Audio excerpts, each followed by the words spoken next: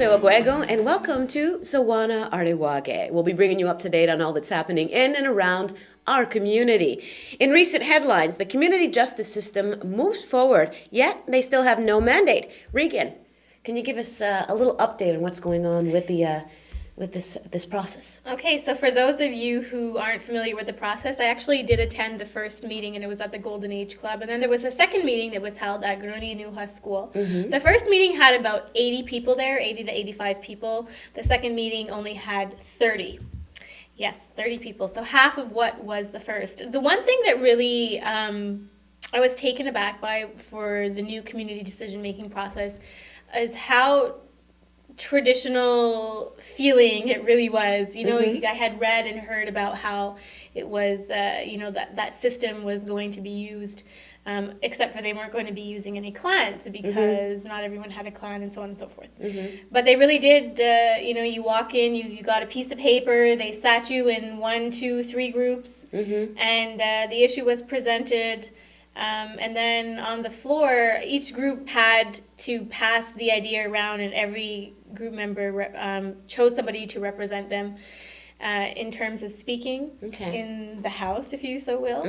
And then the issues were tossed back and forth around the room until a consensus could be reached. Right. So I thought that was really interesting, really what you would see in the Longhouse. So I think this is where some of the issues, contentious issues, had come up in terms of using such a format that was traditionally based in a Mohawk Council system.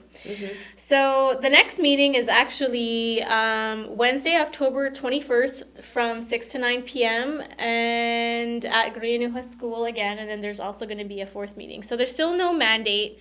At the second meeting, from what I understand, there was a lot more questions that were asked as opposed to the first, which was just one. And in one, from 6 to 9, you only have so many hours to get through one question. So this process is moving along at a snail's pace. But I'm wondering if the lack of participation is any indication to the Mohawk Council, or any indication at all that, that people aren't interested in the process or they don't have time. And if that's the issue, then what's plan B for a justice system in the community? Right. So we're going to keep following this process and see where it goes, and we'll report back to the community on a regular basis here on Sawana Aorihwa. Yeah, a lot of people talking about it too. And it's interesting stuff going on. Okay, moving on. What would you do to take a free ride on the bus? All right, or something like that. Well, as the story goes on, one person felt it was necessary to get arrested, all in the name of Sitso? Well, the story goes is actually our camera guy, our Mohawk TV camera guy, was on the scene at a story, and he wasn't supposed to be, but apparently another member of a First Nations community refused to pay the fare to ride the bus from LaSalle to Kahnawake. So we're going to go to Andrew Lima, who's our camera guy, for the full details, and he also just happened to have a camera on hand, so take a look. I was at Aorihwa Metro at 9:15 this morning on my way to work. There was a man who had lodged himself in the doorway of the bus. I asked him why he was doing this, and he said that he had refused to pay the tariff for the bus ride, and his reasoning was that he was a First Nations person. He didn't say if he was from Kahnawake, and I didn't ask. Eventually the police showed up, and they talked with him for a little while, and then very quickly removed him from the doorway of the bus. I happened to have the camera on me, and upon arrival of the police, I thought that it was appropriate to at least document it in some form, as I have no idea what the police were actually going to do to him. We all got on the bus and I came to work, but I have no idea what happened to him afterwards and what he was charged with, if any charges.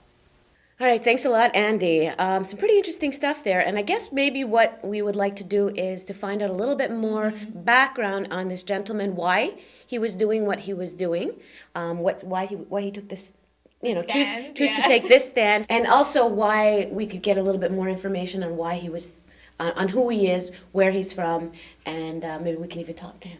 Yeah. and do some follow-up on Yeah. that story. So from the footage, if anybody identifies him or they know a little bit more about the story, give us a call here at Mohawk TV for the more details. Thank you. Yes. All right, so moving on again, Yeah. a local journalist has been awarded the 2009 Imaginative Correspondent Mentorship for this year's festival, which is the Yes. Imaginative.